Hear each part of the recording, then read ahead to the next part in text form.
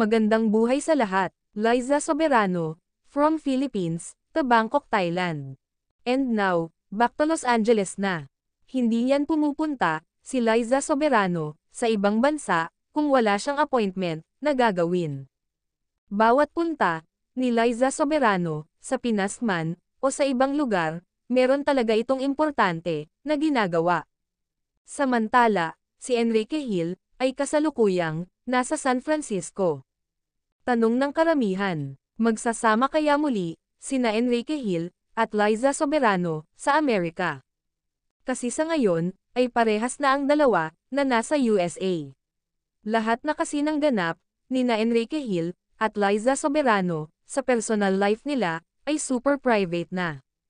At least nagsalita na si Liza Soberano na meron talagang aabangan sa kanila ni Enrique Hill at ito'y dinidiscuss pa nilang dalawa ang proyektong ito. Na naka-excite naman sa kanilang solid na supporters since day one. Hindi din bumitaw ang Lisken fans kina Enrique Hill at Liza Soberano.